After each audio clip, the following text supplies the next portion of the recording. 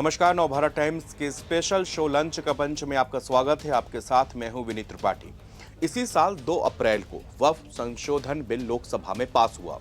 Bill के पक्ष में 288 और विरोध में 232 वोट पड़े। वहीं अगले दिन 3 अप्रैल को राज्यसभा में भी देर रात ये बिल पास किया गया। राज्यसभा में 128 और विपक्ष में 95 वोट पड़े थे। 5 अप्रैल को इस बिल को राष्ट्रपति द्रौपदी मुर्मू ने मंजूरी दी और इसके बाद ये कानून बना। मगर कानून विवादों में रहा। देश भर के कई हिस्सों में विरोध प्रदर्शन हुए। एआईएमआईएम चीफ और सांसद असदुद्दीन ओवैसी ने सबसे ज्यादा इस बिल का विरोध करते हुए कहा कि सरकार इस बिल के जरिए वक्फ की संपत्तियों पर कब्जा जमाना चाहती है।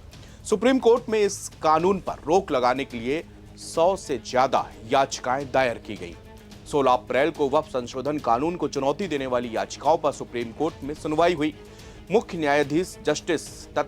मुख्य न्यायाधीश जस्टिस संजीव खन्ना की पीठ ने इस मामले में कई टिप्पणियां की।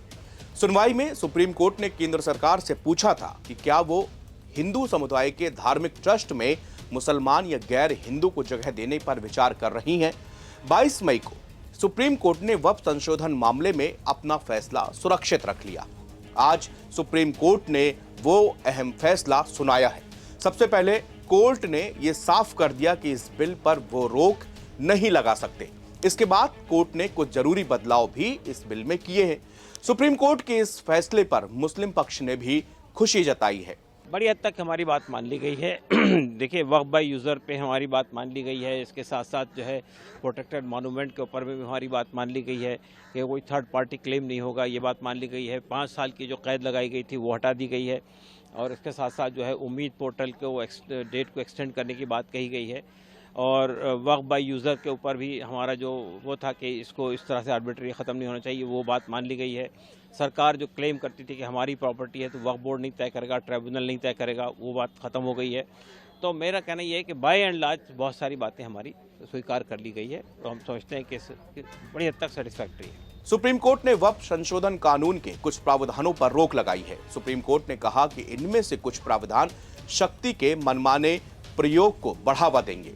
सीजीआई बीआर गवई और जस्टिस एजी मसीह की पीठ ने कहा कि पूरे कानून पर रोक लगाने का कोई आधार नहीं बनता, लेकिन कुछ धाराओं को संरक्षण की आवश्यकता है। नए कानून में जिला कलेक्टर को दी गई व्यापक शक्तियों पर चिंता जताते हुए अदालत ने कहा कि कलेक्टर को नागरिकों के व्यक्तिगत अधिकारों का न्याय करने की अनुमति नहीं दी जा सकती। इसके साथ ही यह शक्तियों के पृथक्करण का उल्लंघन होगा। शीर्ष अदालत ने कहा कि जब तक ट्रिब्यूनल की तरफ से निर्णय नहीं हो जाता, तब तक किसी भी पक्ष के विरुद्ध किसी तीसरे पक्ष के अधिकार का सृजन नहीं किया जा सकता है। कलेक्टर को ऐसी शक्तियों से संबंधित प्रावधान पर रोक रहेगी। शुक्रिया, ये बहुत अच्छा फैसला है और सरकार की साजिश और सरकार की मंशा पर माननीय उच्चतम न्यायालय ने बड़े पैमाने पर रोक लगा दी है, अंकुश लगा दी है। तो पूरे देश में अपनी ज़मीनें दान करने वाले लोग, धार्मिक कामों के लिए, सामाजिक कामों के लिए, जिनको ये डर था कि सरकार उनकी ज़मीनें लूटने की कोशिश करेगी, फौरी तौर पर उनको बहुत बड़ी राहत मिली। 5 साल का भी जिक्र किया है सुप्रीम कोर्ट ने कि इस्लाम का अनुयायी होना जरूरी नहीं है। नहीं, सरकार डिसाइड कैसे करेगी? आप फ्रेम कैसे करोगे? रूल कैसे फ्रेम करोगे? आप कैसे तय करोगे कि कौन 5 साल से प्रैक्टिस कर रहा है? ये तो आस्था का विषय है, ये तो अंतर्मन की बात है। तो माननीय उच्चतम न्यायालय ने इन तमाम संवेदनात्मक पहलुओं को और छोटे छोटे पहलुओं को देखा है। तो मैं बहुत खुश हूं और मुझे अच्छा लग रहा है। एक बहुत बड़ी लड़ाई है इस देश में वक्फ की ज़मीनों को बचाने की, हम उस लड़ाई को लड़ते रहेंगे।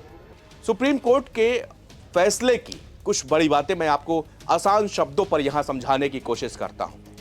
पहला नंबर है कि सुप्रीम कोर्ट ने वक्फ संशोधन अधिनियम 2025 के उस प्रावधान पर रोक लगाई है जिसके तहत किसी व्यक्ति को वक्फ बनाने के लिए कम से कम 5 वर्षों तक इस्लाम का अनुयायी होना अनिवार्य था। दूसरा नंबर, जांच शुरू होने के बाद से लेकर अंतिम निर्णय तक और हाईकोर्ट के आगे के आदेशों के अधीन तीसरे पक्ष के संपत्ति अधिकार नहीं बनाए जाएंगे। तीसरा नंबर, स्टेट वक्फ बोर्ड के कुल 11 सदस्यों में से 3 से अधिक गैर मुस्लिम सदस्य नहीं होंगे और सेंट्रल वक्फ काउंसिल में कुल मिलाकर 4 से अधिक गैर मुस्लिम सदस्य नहीं हो सकते। सुप्रीम कोर्ट ने कहा कि किसी भी कानून की संवैधानिक वैधता का अनुमान उसके पक्ष में ही होता है। केवल अत्यंत दुर्लभ मामलों में ही पूरे कानून पर रोक लगाई जा सकती है। पांचवा नंबर है, सुप्रीम कोर्ट ने कहा कि कलेक्टर नागरिकों के व्यक्तिगत अधिकार तय नहीं कर सकता, यह ट्रिब्यूनल का काम है। छठवां नंबर आता है, वक्फ संपत्ति के रजिस्ट्रेशन की व्यवस्था पहले भी 1995 से 2013 तक लागू थी और अब दोबारा लागू की गई है। सातवां नंबर आता है, कोर्ट ने कहा कि नामित अधिकारी का राजस्व अभिलेखों में चुनौती देना और कलेक्टर को संपत्ति के अधिकार निर्धारित करने का अधिकार देना शक्तियों के पृथक्करण के खिलाफ है। आठवां नंबर, जब तक शीर्षक टाइटल तय नहीं होता वक्फ से संपत्तियों का कब्जा नहीं छीना जाएगा। नौवां नंबर है, सुप्रीम कोर्ट ने वक्फ कानून की धारा 23 को भी स्थगित किया है, जिसमें कहा गया था कि पदेन यानी कि एक्स ऑफिसो अधिकारी मुस्लिम समुदाय से होना अनिवार्य है। 10वां नंबर, इसी तरह शीर्ष अदालत ने वक्फ संशोधन कानून 2025 की धारा 3R, धारा 2C और धारा 3C और धारा 23 को पूरी तरह से स्थगित किया है। 17 अप्रैल यानी कि सुनवाई शुरू होने के एक दिन बाद वक्फ संशोधन कानून को चुनौती देने वाली याचिकाओं पर सुप्रीम कोर्ट ने सुनवाई के दौरान सरकार ने अदालत को कुछ आश्वासन दिए थे। कोर्ट में केंद्र सरकार का पक्ष रख रहे सॉलिसिटर जनरल तुषार मेहता ने कहा था कि इस पर पर्याप्त सुनवाई की जरूरत है। साथ ही तुषार मेहता ने यह आश्वासन दिया कि सरकार 2 प्रावधानों को लागू नहीं करेगी। पहला ये कि गैर मुसलमानों की नियुक्ति वक्फ काउंसिल और वक्फ बोर्ड में नहीं की जाएगी। दूसरा ये कि वो वक्फ संपत्तियों को फिलहाल रजिस्टर या नोटिफाइड है उसमें कोई भी छेड़छाड़ नहीं होगी। सुप्रीम कोर्ट ने तब इन आश्वासनों को ऑन रिकॉर्ड ले लिया था। इसके बाद 5 मई को तत्कालीन सीजीआई संजीव खन्ना ने कहा कि वक्फ संशोधन अधिनियम 2024 को चुनौती देने वाली याचिकाओं पर विस्तृत सुनवाई की जरूरत है और ऐसे में उनके रिटायरमेंट के मद्देनजर इसे न्यायमूर्ति यानी कि जस्टिस BR गवई की अध्यक्षता वाली पीठ के समक्ष सूचीबद्ध किया जाएगा। 15 मई को सुप्रीम कोर्ट ने मामले की अगली सुनवाई 20 मई की निर्धारित की। 20 मई को सीजीआई BR गवई और जस्टिस ऑगस्टीन जॉर्ज मसीह की पीठ में सुनवाई शुरू हुई। सुनवाई इस बात पर चल रही थी कि वक्फ संशोधन में कोई अंतरिम आदेश जारी करने की जरूरत है या फिर नहीं। सुनवाई के दौरान याचिकाकर्ताओं ने 2 प्रावधानों को रोकने पर जोर दिया। पहला कि वक्फ काउंसिल और वक्फ बोर्ड में गैर मुसलमानों की नियुक्ति वाली प्रावधानों पर रोक लगाई जाए और दूसरा कि वक्फ बाय यूजर को खत्म करने के प्रावधान पर भी रोक लगाई जाए।